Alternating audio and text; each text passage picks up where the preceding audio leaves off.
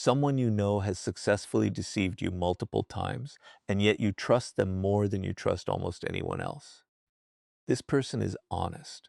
You've caught them being honest about things that cost them to be honest about. You've seen them tell the truth when lying would have been easier. You've watched them operate with integrity in ways that seemed genuine, and so you trust them completely. And that trust, that absolute trust you've built up based on their proven honesty, is exactly what allows them to manipulate you with perfect effectiveness. Because every manipulative thing they do, you filter through the lens of this person is honest. And honesty becomes the shield that makes their manipulation invisible. So how is it possible to be genuinely honest and yet still systematically deceive? And why is selective honesty actually far more powerful as a tool of manipulation than outright lying? The answer reveals something almost unsettling about human psychology and about how we use honesty as a shortcut to trust. We assume that honest people won't deceive us. We assume that if someone has told us the truth before, they're telling us the truth now. We lower our guard around people we perceive as honest. We stop fact-checking them. We stop questioning their motivations.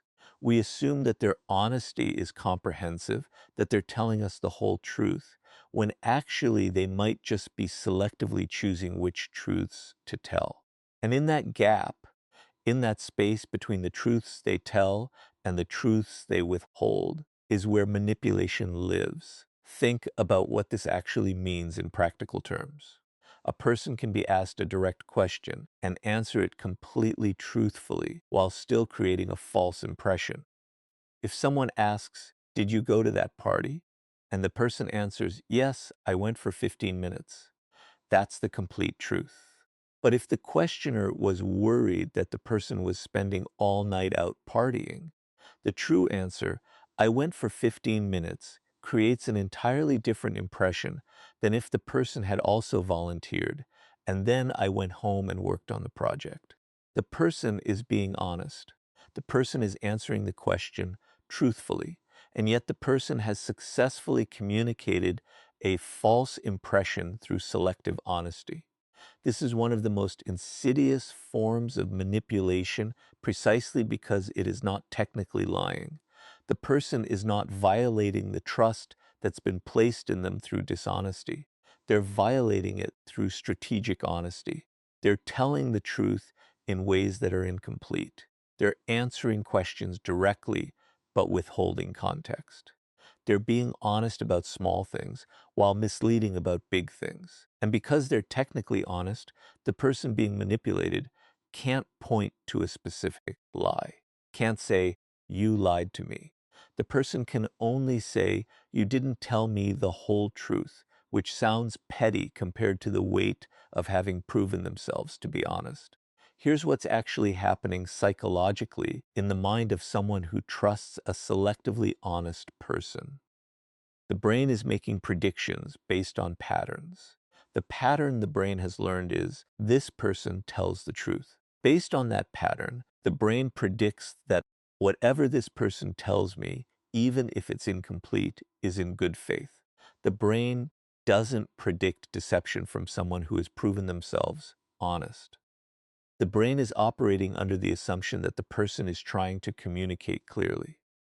That if something important were missing, the person would say so. But the selectively honest person is deliberately not saying so. They're deliberately withholding context. They're deliberately creating an incomplete picture. And they're doing it in a way that's technically honest. This is far more effective than outright lying because a lie can eventually be disproven. A lie creates a risk. But selective honesty can persist indefinitely because it's not technically false. The person being manipulated can never say you lied. They can only say you didn't tell me everything. And that accusation carries far less weight than accusing someone of lying. It's easier to defend. I answered your question truthfully. I told you the truth. If you wanted to know other things, you could have asked. The manipulation is protected by the shield of honesty. Let's look at how this manifests in specific contexts. In business, Someone might ask whether a product is working well. The honest answer might be yes, it's working well in controlled environments. That's completely truthful. But in real-world conditions, the product might be failing regularly. The person is being honest about the controlled environment test. The person is not being honest about the relevant context. The questioner, trusting that the person would mention relevant failures if they were aware of them, assumes the product works well in general. The person has manipulated the perception through selective honesty. In romantic relationships, someone might ask whether their partner is happy. The honest answer might be, yes, I'm happy. That's technically true. But the full truth might be, I'm happy with you, but I'm also having feelings for someone else, or I'm also unhappy about other things. The person has answered truthfully to the narrow question while creating a false overall impression through selective honesty. The partner, trusting based on the proven honesty of their significant other, doesn't dig deeper, doesn't ask follow-up questions, assumes the honesty is comprehensive when it's actually strategic.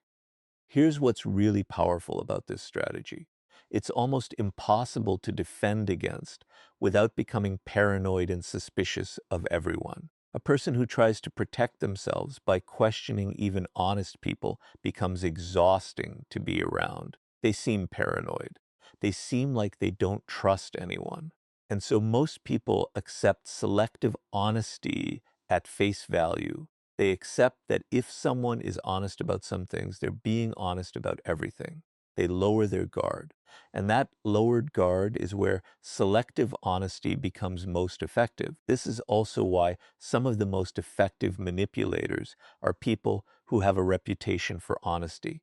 They've built up this reputation through years of being honest about things that didn't really matter, things that proved they could be trusted, things that cost them nothing to be honest about. And then when it matters, when the stakes are high, they deploy selective honesty. They tell true things. They answer questions directly. They don't technically lie, but they guide perception through carefully chosen truths and strategically withheld context. Now let's talk about how you actually deploy this strategy, because understanding it is what allows you to both use it and defend against it. The first step is understanding what questions people are likely to ask and preparing honest answers that will misdirect them. You're not planning to lie. You're planning to answer truthfully in ways that create the impression you want. The second step is establishing a reputation for honesty before you ever need to use selective honesty as a tool. You need to have proven yourself honest about things that matter, so that when you're being selectively honest about things that really matter, your honesty is believed. The third step is understanding which truths to emphasize and which to downplay. You want to tell truths that support the impression you're trying to create and withhold contexts that would complicate that impression. You're not creating a false image. You're creating an incomplete image, and the incompleteness is built from honest pieces. This strategy is particularly effective in situations where someone is directly asking you questions, because direct questions limit the scope of what you need to address.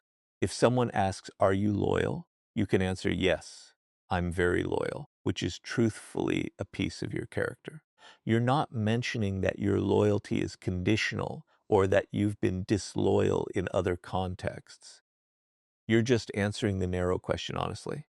But here's something crucial to understand about the ethics of this. Using selective honesty as a manipulation tool is still manipulation. It's still a betrayal of trust. It's still using someone's trust against them.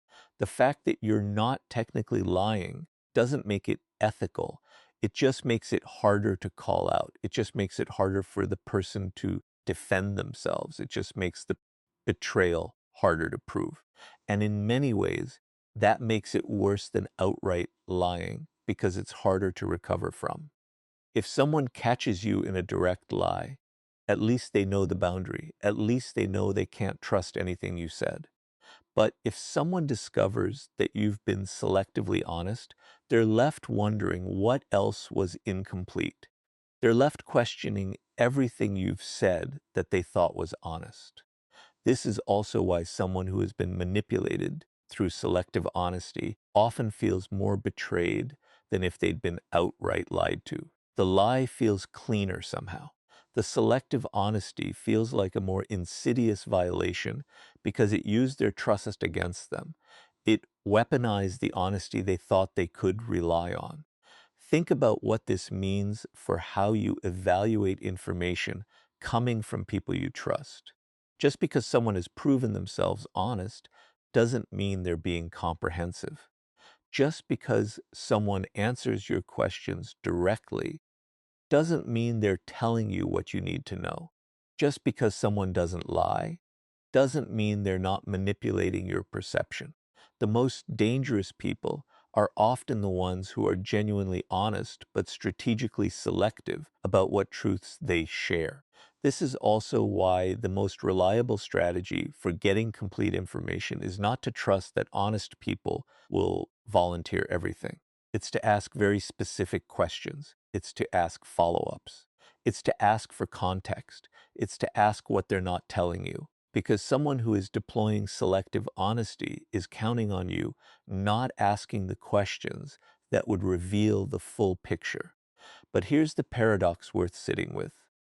If you become someone who is constantly questioning and suspicious, you become exhausting to be around. You become the person that nobody wants to engage with. And so the people who deploy selective honesty effectively are actually betting on your desire to not be suspicious, to trust, to take people at their word. They're banking on your fatigue with constant questioning. They're banking on your preference for simplicity over complexity. This brings us to something about selective honesty that's worth understanding. The people who are best at it are often not actually trying to be dishonest. They've just internalized the idea that they need to protect certain information, that they need to be strategic about what they reveal, that they need to manage perception. And in the process, they've become experts at telling selective truths in ways that misdirect without lying. They're not sitting there calculating every manipulation. They're just operating from a place where they've decided that complete transparency is dangerous and selective honesty is safer. The closing realization that should sit with you is unsettling. The people you trust most completely might be the ones best positioned to manipulate you through selective honesty. The person who has proven themselves honest has also proven that you lower your guard with them. The person who has gained your trust has established that you won't fact check them. The person who has demonstrated integrity might also be the person who is most able to violate it in ways you won't detect because you've stopped looking. So here's what should follow you. What truths are you currently being selective about? Are you being honest but incomplete?